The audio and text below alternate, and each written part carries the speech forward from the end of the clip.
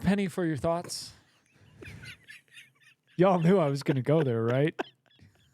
I don't think there's a single person who didn't have that thought. What? This is the mind. Oh, man. There's so many directions I could go. I know. There's so many. Let's just say we're going to talk about the Daniel Penny case. All this and more. The Self-Evident Podcast.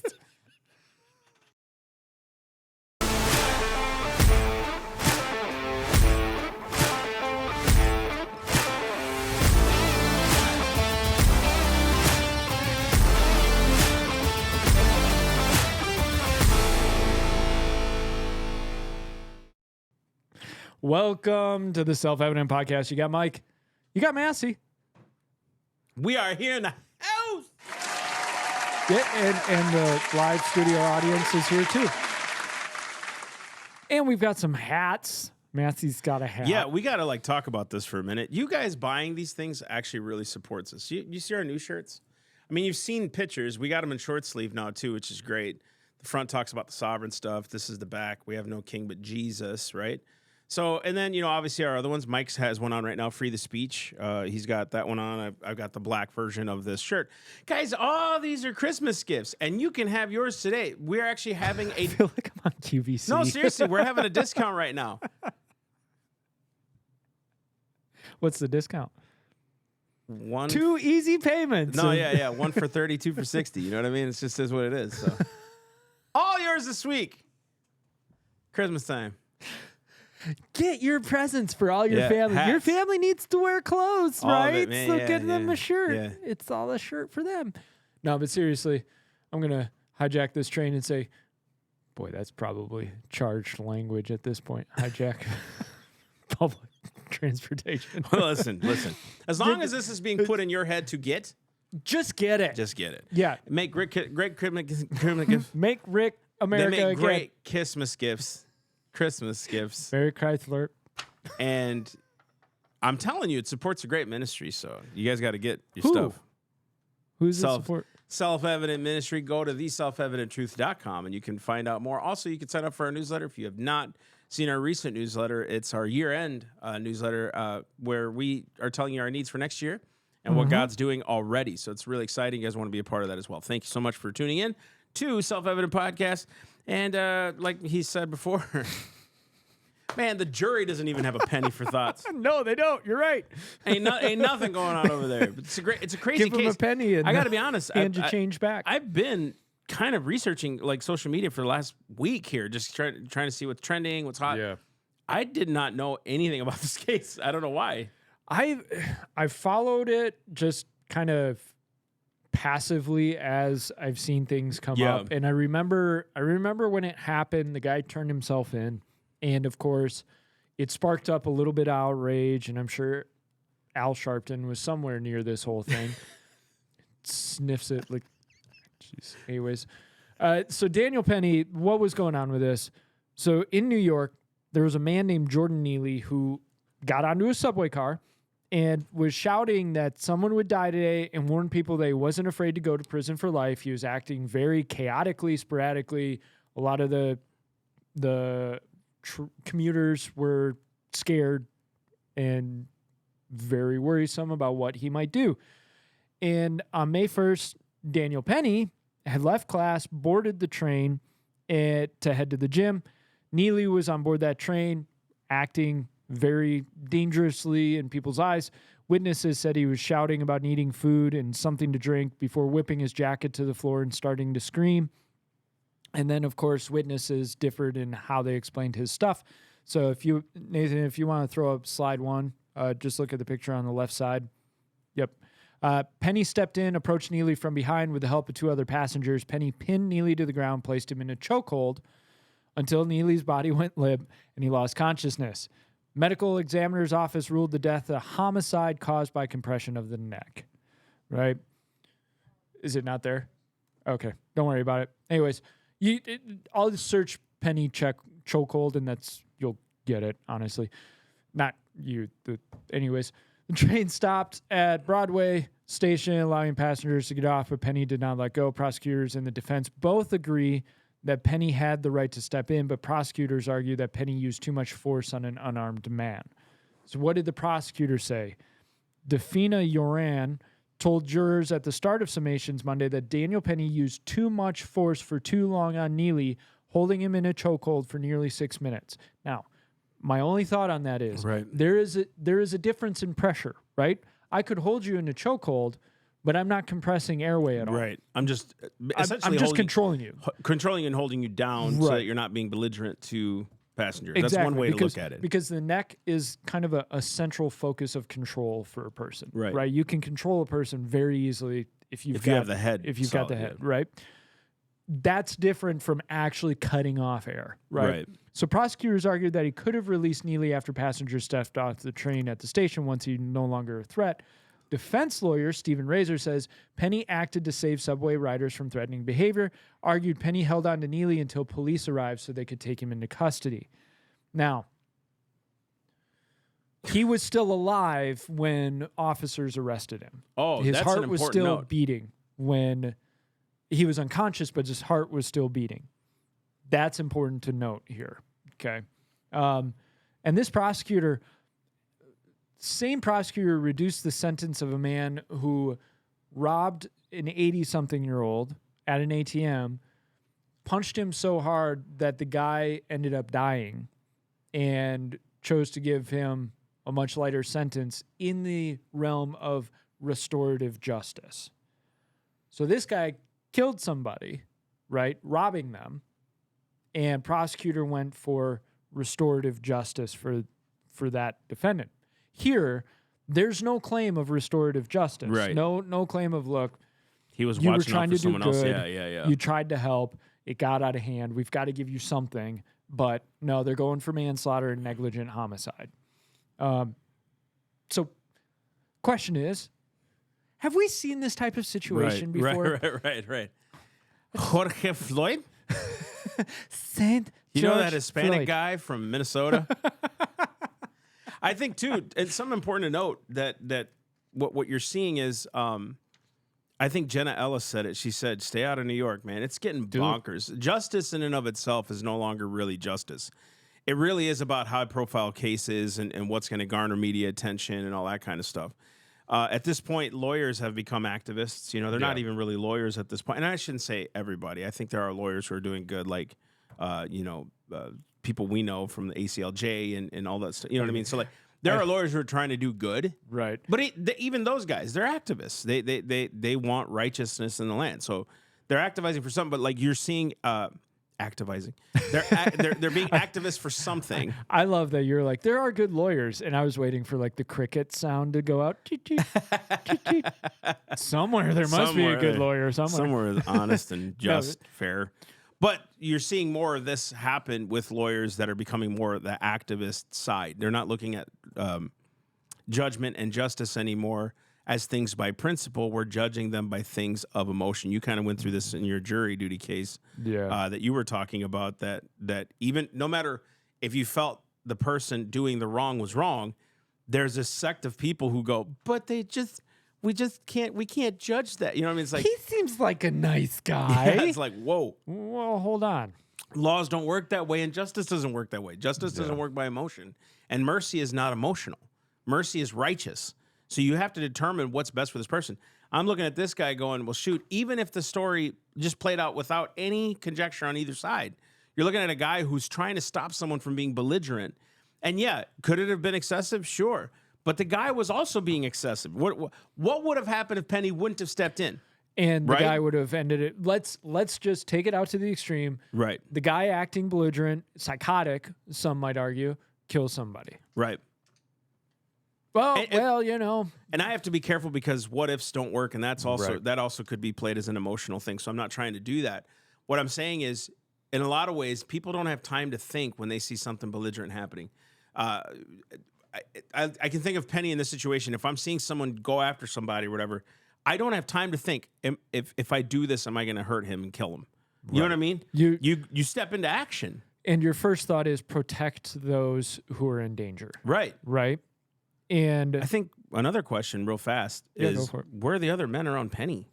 And there were 2 other guys that helped him pin down this guy, right? But now was Penny the first one in? I don't know, you know. But if you got a group of guys, right, not just 2 others, but 4 or 5 guys, Right. all of a sudden Penny doesn't have to do as much on that, you know. Penny doesn't have to feel like he's the one that is going to solve all the problems. Now, guy's a former Marine, so skill level is solve the problem, you know? Yeah, this guy wasn't a slouch. He was going on the subway to go to the gym. Like, right. You can already tell. He's not a slouch. You know what I mean? And in our thoughts, I said, look, we're racist white supremacists. So, of course, we're on the side of the architecture student who was a former Marine and on his way to the gym, as opposed to the homeless man who was high on drugs and threatening women and children while screaming somebody was going to die today and that he wasn't afraid to go to prison for life. I get it. We're white supremacists. That's right. But if I've got to draw my decision between those 2 characters, forgive me. But I think, like you said, you know, we've seen this before. We've seen this with George Floyd. And could drugs have been a factor? And drugs, bad? Okay. All right. City Medical Examiner Dr. Cynthia Harris said Neely's autopsy, the bystander's video, and the investigative findings gave her all the information she needed. The medical examiner, just little bait for you. Medical examiner, what's something that maybe she should have included in her death certificate but didn't seem to list there? That's exactly right. Massey, tell the folks what she forgot. She said, no toxicological result imaginable was going to change my opinion, she said, even if they showed enough fentanyl to put down an elephant. No. Go for it. No toxicological report before you determined cause of death. And you have the gall to say enough fentanyl to put down an elephant could not have been the cause of this. That's right. No toxicological evidence needed, even if this guy was like hopped up on something to do something belligerent. Right. That means any force against this dude, even though he pumped himself up full of something, was worth his life, even though he was threatening others, even though we don't know what could have happened if this guy wouldn't have stepped in. Right. That's what I'm talking about. These people are no longer actually doing their job. They're becoming activists. And the real question is what are they after? They're after disorder. They love disorder. They want this to happen. The city of New York, and kudos to the mayor, man. That cat. Yeah. He's a unique cat. Definitely a unicorn in a political sense. And I really think he's one of those that the Democrats burned one too many times, and so he's done. Just to your point, let me read his quote, and then I want you to finish your thought. He said, he blasted the media for portraying Jordan Neely as an innocent child. Adams said Penny did what New York City should have done as a city. A Democrat saying that? Dang. You have someone on that subway who is responding, doing what we should have done as a city in a state of having a mental health facility. It seemed like it was a young, innocent child who was brutally murdered, and it gave that impression. When you look at the photo that was being used, it wanted to set up in the minds of people that we were dealing with a young, innocent child, just a Michael Jackson imitator that was brutally assaulted. Which is true. They were circulating this picture because at one point this guy was a Michael Jackson impersonator, young Michael Jackson guy. But that was the photo they were using. They weren't using the photo from, the time that he... Right. Just like the guy who attempted to assassinate Donald Trump the first time. All the images you saw were of him when he was like 14 years old. Exactly. Why? Completely different at the age of trying to take out Trump. Anyways. And I think, okay, so going back to just that alone.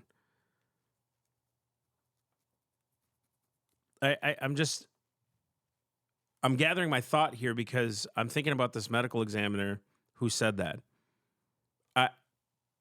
That is an obstruction of justice, dude. I believe so. It's you should lose your license to even do anything because you're obstructing justice. Right. Look, dude, think about it. If a cop pulls over someone for DUI, can we just go there? Go there, right? Please go for it. They pull someone over for DUI. And the cop arrests this person for being belligerent because they were hopped up on some drinking. The guy gets hurt in the scuffle, okay? Because he was being belligerent. Cop restrains him, puts him in the thing. Let's just say, right?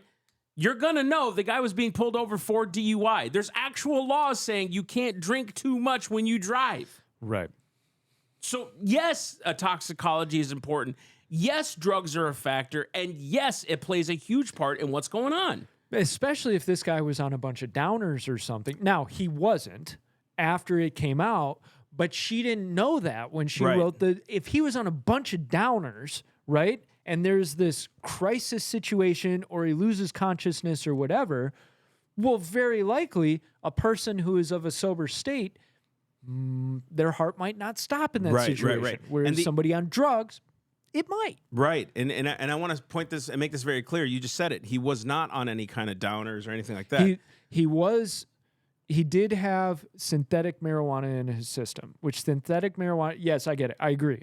It's some people are like, there it is. There's the drug. Well, hold on. Now, it has been linked and correlated to psychotic episodes, right? So psychotic episodes, because it's not very well regulated of what the ingredients in the synthetic marijuana 100%. are. 100%. Right? And so there's been cases of like extreme psychotic behavior, which lends credence to like, you don't know what that person is going to do when they're in that state of mind. Right. But I think I was going with your downer thing. Like there was no downers. There was synthetic marijuana. But with the downers, all that stuff, like let's just say the point isn't or is that he was on drugs or not on drugs.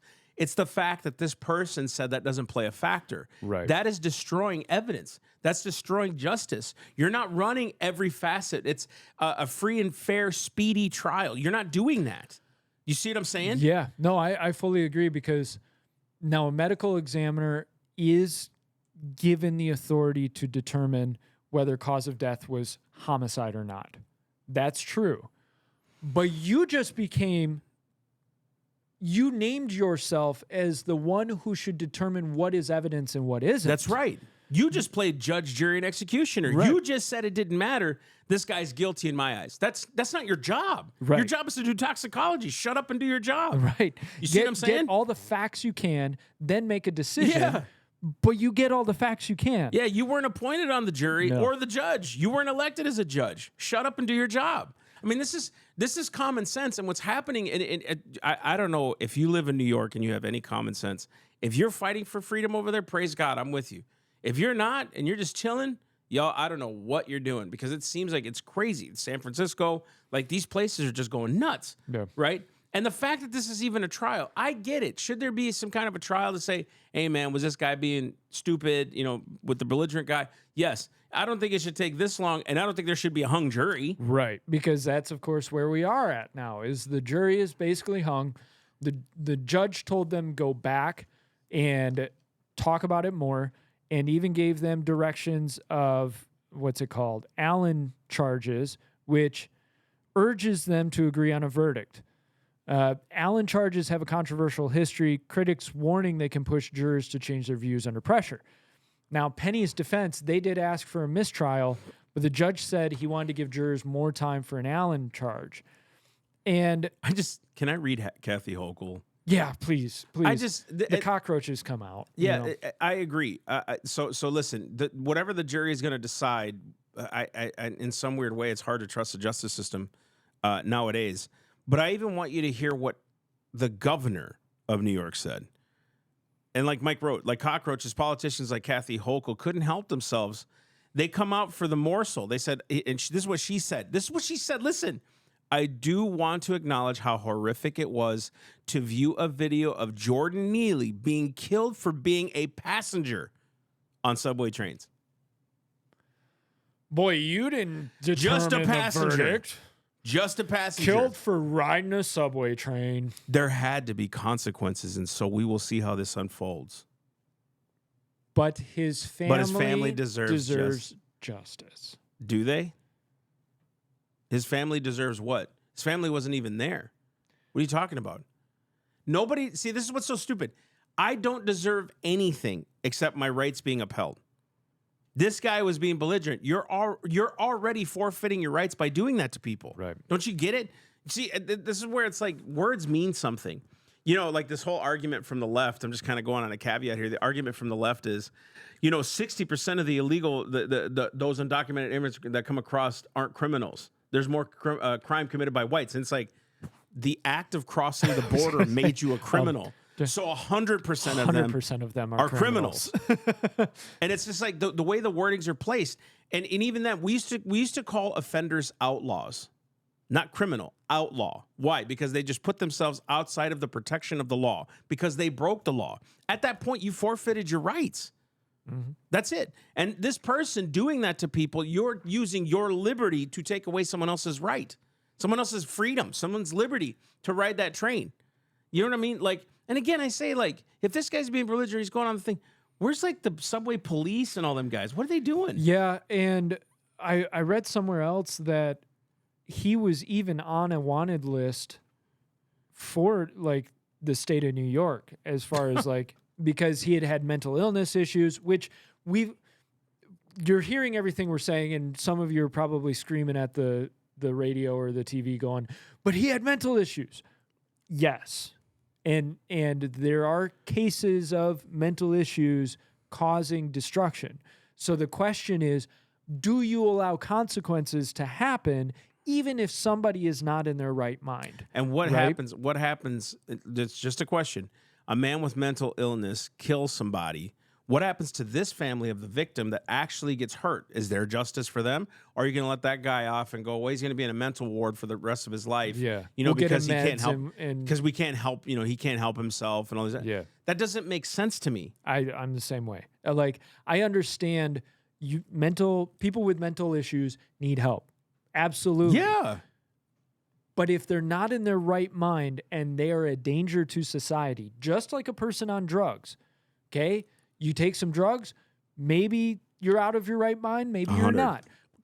But we can't just stop the show because you're not in your right mind and there are real consequences to that action. Right? I just think that constitutionally, our federal government was to guarantee each state a Republican form of government, a representative government.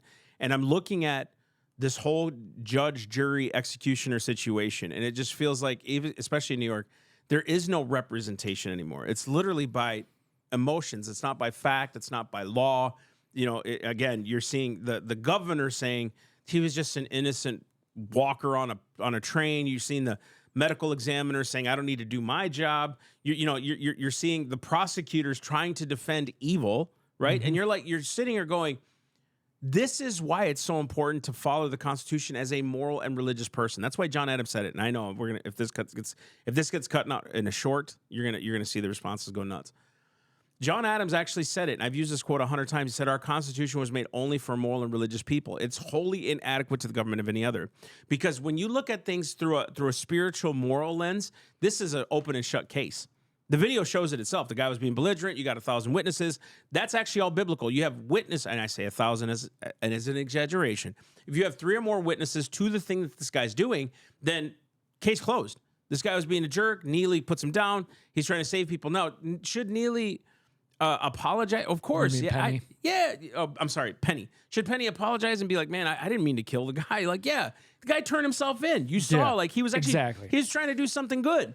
Right? So it's like, you look at this and you go, if we're not moral and religious, this is why this stuff keeps continuing. This is why we're empathizing more to the person breaking the law. We're not even appealing to the criminal anymore. Or, I'm sorry, the victim. We're actually harboring the criminal over the victim. We don't even cater to a victim anymore. We're saying it's okay to be a criminal now. Matter of fact, there's so many criminals, we're going to ease the process. We're going to say, in San Francisco, you can steal up to $1,000 now. And by the way, we're gonna defund the police, and we're gonna use policies of restorative justice and and reparative justice, or however you want to. Like, the attitude at this point is very much, if you are a criminal, well, it's probably because bad things happen to you. So we want to have grace, mercy, love, and peace upon you. That's so crazy, because a lot of things happen to people when they were younger, and yet we hold it against them, like Pete Hegseth, Kavanaugh, like you and I were talking about this morning. Kevin Hart, Yeah. all these guys. 20 years ago. 30 years ago, something happened. Oh, shoot, it's over. That guy should not be a prosecutor or a judge because of what he did when he was in some high school frat party, probably pre-Jesus. We don't know, right? You're seeing all these things. But, boy, when it comes to criminals' behavior, not someone trying to do righteousness, criminals' behavior, we have more empathy for the criminal, not the victim. Right.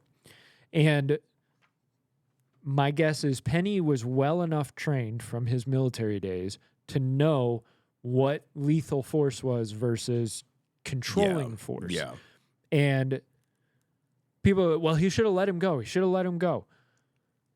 I don't know that he should have, because if the guy is either fighting, wrestling against him, and I don't know, right? I wasn't there, so I'm just thinking this through out loud.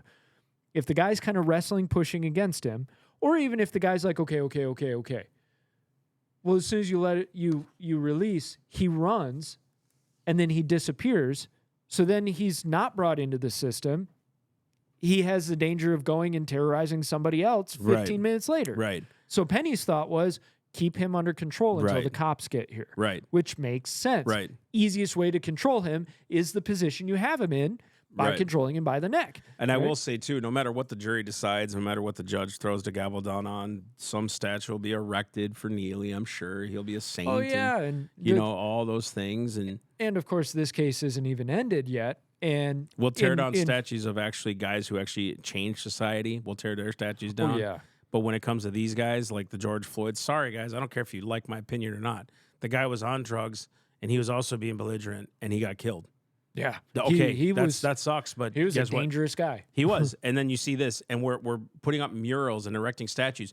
You are actually destroying what mercy really is in favor of wickedness. And that's what's so perverted about the system. It's actually what's so perverted about most people, because Mike even wrote about the time he was in jury.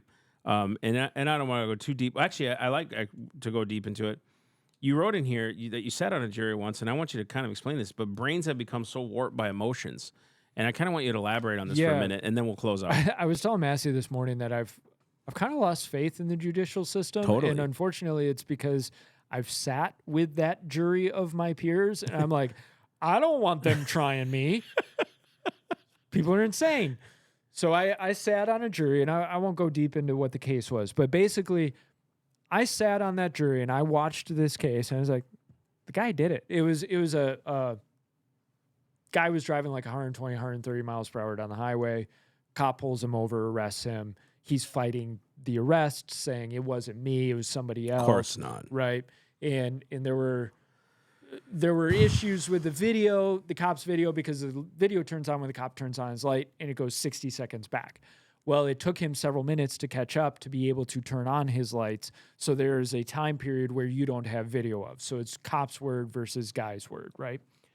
And I'm sitting in that jury room when, like, judge has to talk to the lawyers quiet separately, and jury can't be in there for that conversation. You would go back to the jury room, and we would start obviously talking about the case. And I'm looking around, and these are like TikTok soaked brains that I'm dealing with here. And they're like, I don't like that cop. Like, he seems like he has an attitude, and I don't trust him. And it's like, but you trust the sleazy guy sitting across from you who's on video apologizing the whole way to the jail to the cop.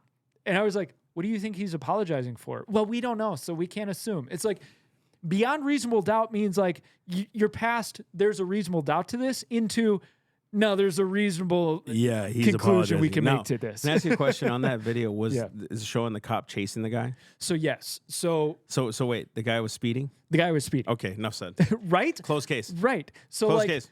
He's in the far lane when the camera picks up. You can see him fly past a couple other cars. He's far off, but if you track it back when the cop's finally behind him, that's the car that was flying past people. So he flies past some people, cops coming up, cuts a couple of people off, right? So he had a reckless driving charge or something.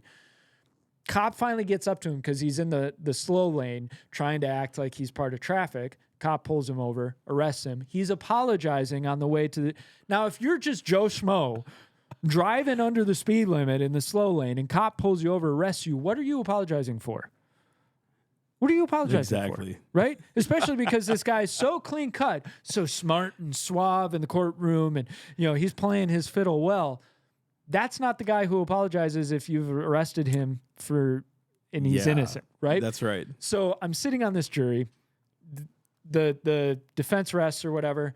Judge gives the instructions to the jury pool, and the judge was great, gives instructions to the jury pool. I was the alternate. But they don't tell you that until the end because you have to hear the whole case, right? I was the alternate. So I didn't get to go back in the room to deliberate the case. So the bailiff's like, as they're walking me out, they're like, do you want to know the verdict when they come to verdict? Yeah, absolutely. You tell me this one. So they called me like an hour and a half later and they're, yep, found not guilty. I was like, are you kidding me? Seriously? Yep, not guilty. They're like, dang, dude. Yeah, perversion. Dang. Yep. Again, it's that idea of emotion, and that's why we do. Okay, the whole idea is mercy is not always up for me to give. Forgiveness is, but not mercy. And right? you related that to like the whole Biden thing, which I think is important. Joe Biden. Oh yeah. So I will relay this. Whoopi Goldberg said, why can't we just see it basically as a father's intuition, a father's love? I think that's the word she used. Don't quote me on that. But she said something about a father. That is not how the justice system works. We don't do it because we're nice people. That's just not how this works. You don't pardon someone for 11 years of their record because you're trying to be a nice dad. Now there's talks about Fauci and all these other ones going to get pardoned. You don't do that because you're being a nice guy. Which they haven't even been charged with anything. So how do you pardon them for stuff that's supposedly... 100%. 100%. This is where it gets dangerous, is that we use emotions rather than just principle. If God can move on somebody, which I've seen this, and I've heard many stories of this happening, a guy walking in guilty as heck. And all of a sudden they're like praying. They're like, Lord, I see the light. I didn't mean to. And also the judge goes, listen, I don't know what.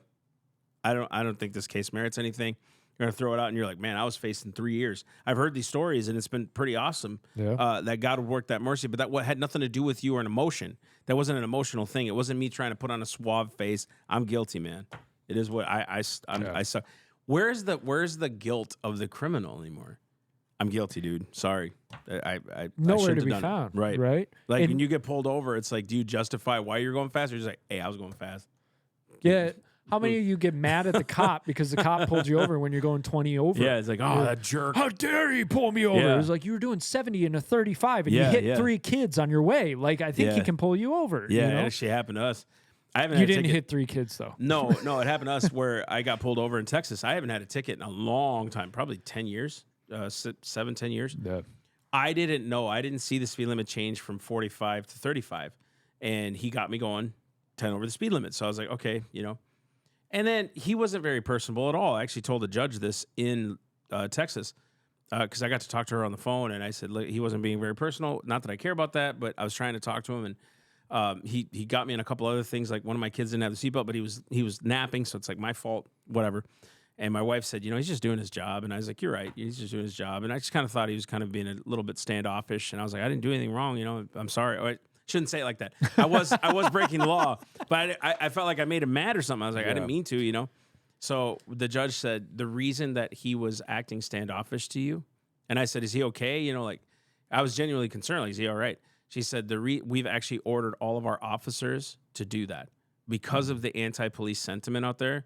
We want them to do no engagement, none of that stuff. You just get in, do your job, get out. And I was like, well, that makes a lot of sense. You know what I mean? Yeah. Bad on me. I shouldn't have assumed that the guy was having a bad day. My fault. You know what I mean? But I did tell the cop, I broke the law. Give me the ticket. What am I going to do? Can't get mad at him for it. I'm the one who broke the law. I didn't see it, but hey, it's there. You know what I mean? So I think it's just up to us to get the motion out of the way and stick to principle. Yeah. And we'll round this out. I mean, we'll see what ends up happening. I thought it was an interesting case because it kind of brings together, of course, all of this stuff of like the whole, as soon as somebody dies that's not white, there has to be a protest and a riot, and it's all about race, and lock the guy up, and then the politicians have to get involved, and of course the Kathy Hochul's of the world have to make their opinion known before there's ever anything. I'm surprised Rittenhouse didn't get nailed because of stuff people were saying, politicians were saying, and all that, right? And I think Chauvin got thrown to the wolves. Now, do I think that Chauvin shouldn't have got charged with anything? I'm not going that far, but he got what, like 25, for 25. That he got rocked. Yeah, exactly. He got rocked. And you just showed every cop in America, you could go away for a long time if you're trying to do your job, 100%. So I thought this case was interesting because it's an intersection of all that, and we were talking about jury stuff, like you've got to have a moral and upright people who want to approach life with wisdom as your jury. Totally. And the jury system is so messed up right now because, hey, give us 3-4 weeks of your life, we'll pay you $30 a day. 100%. Right? And nobody wants to do it, like you were mentioning earlier. Yeah, this morning we were walking, and I was like, dude, nobody wants to do. Like, no. How many of you guys, when you get a jury duty summons, you're like, oh, yes, I get to be a part of our judicial system and make a difference in my community? No, you're like, crap. I hope they don't call me. I hope they forget about it. What excuse can I make so I don't have to go? Yep. You know what I mean? So you get a bunch of disgruntled people who don't want to be there. Yeah. What's that whole case going to be like? And it's scary. So I don't know. And then people just, they make their decisions based on emotions and what they feel. There's several of the jurors that I was with, they didn't like the cop. So it was like, well, that must mean the guy's guilty or innocent. Well, not really. Maybe. Anyways, so check it out. Keep eye on this case. But it's Friday, so you guys y'all enjoy your weekend. We'll see you Monday. And don't forget, check out the Self-Evident newsletter. Check out our end of the year run. Please, we could use your help. Pray about supporting Self-Evident. Go to theselfevidenttruth.com. Click that donate button. Okay, guys, that's enough. Go have fun. Love y'all.